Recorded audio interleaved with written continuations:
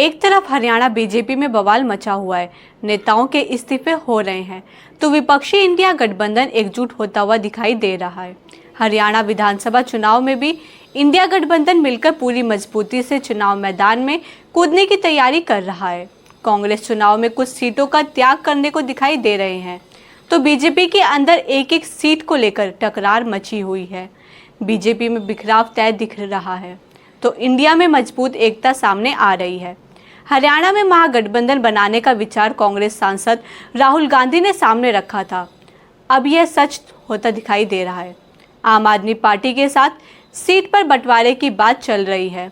आप सांसद राघव चड्ढा और हरियाणा के सांसद दीपक बावरिया से सीट शेयरिंग को लेकर चर्चा भी हो चुकी है, जिसको लेकर एक दो दिन में तस्वीर साफ हो जाएगी। लेकिन अब कहा जा रहा है कांग्रेस ने इस गठबंधन को महागठबंधन का रूप दे दिया है और महागठबंधन में 5 से 7 पार्टियां शामिल हो सकती हैं। मतलब साफ है, कांग्रेस ने इस बार हरियाणा चुनाव में बीजेपी को हराने के लिए अभी से ही फुल प्रूफ प्लानिंग बना लिया है। एक और जहां हरियाणा में एंटी कैंपेंसी झेल रही है, पहले ही मुसीबत में दिखाई दे रही है। पार्टी के अंदर की बगावत ने उसे और कमज़ोर बना दिया है। तो इस बीच कांग्रेस तमाम दलों को साथ लाकर खुद को और मजबूत करने का काम कर रही है, जिससे भाजपा के लिए हरियाणा में जीत पाना लगभग नामुमकिन सा लग रहा है। हरियाणा में कांग्रेस के इसी रणनीति पर हम बात करेंगे। हरियाणा चुनाव में बीजेपी को हराने के लिए कांग्रेस का फुल प्रूफ प्लान हरियाणा में इतिहास रहा है। यहाँ कोई भी दल 10 साल से ज़्यादा सत्ता में नहीं रहता है। अभी 10 साल से बीजेपी की सरकार चल रही है और उससे पहले 10 साल कांग्रेस की सरकार थी। कांग्रेस सत्ता में आती जाती रही है, लेकिन कभी भी 10 साल से ज़्यादा शासन उसका नहीं रहा।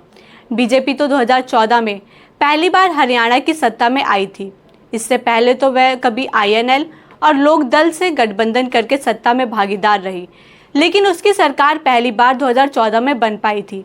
अब 10 साल सत्ता में रहने के बाद राज्य में भाजपा के खिलाफ जबरदस्त लहर दिखाई दे रही है। इस बात को खुद बीजेपी भी भाप चुकी है। वहीं इस बार एक के बाद एक बीजेपी को झटके लग रहे हैं। इसकी एक बानगी तब देखने को मिली जब बीजेपी ने हरियाणा चुनाव की तारीखों में बदलाव करने की मांग चुनाव आयोग से की और चुनाव आयोग ने बीजेपी की इस मांग को मान भी लिया। लेकिन सबसे बड़ा सवाल ये है कि क्या चुनाव की तारीखों को टालकर क्या बीजेपी अपनी हार को भी टाल पाएगी? देखा जाए तो राज्य में कांग्रेस और बाकी दलों से लड़ने से पहले बीजेपी को अपने अंदरूनी झगड़ों में निपटना पड़ रहा है। हाल में ही हरियाणा बीजेपी जैसे ही 67 उम्मीदवारों की लिस्ट जारी की, 24 घंटे के अंदर पार्टी के अंदर इस्तीफे की मांग उठने लगी और माना जा रहा है कि ये सिलसिला अभी थमने वाला नहीं है। वहीं ठीक इसके उलट कांग्रेस फूंक फूंक कर कदम रख रही है, गलतियों को करने से बच रही है।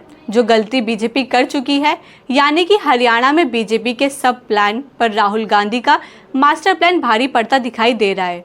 सबसे बड़ी बात यह है कि राज्य में बीजेपी के साथ कोई भी दल गठबंधन करने को तैयार नहीं है और दूसरी तरफ कांग्रेस से हाथ बढ़ाने के लिए वो दल भी साथ आ रहे हैं जो बीजेपी के साथ सरकार में रह चुके हैं। जेजेपी की तरफ से कांग्रेस के साथ गठबंधन करने की कोशिश हुई थी, लेकिन कांग्रेस ने जेजेपी को साथ लाने के लिए साफ मना कर दिया। लेकिन जो दल बीजेपी के खिलाफ मैदान में लड़ते रहे, उन्हें साथ में जोड़ने की पूरी कोशिश हो रही है।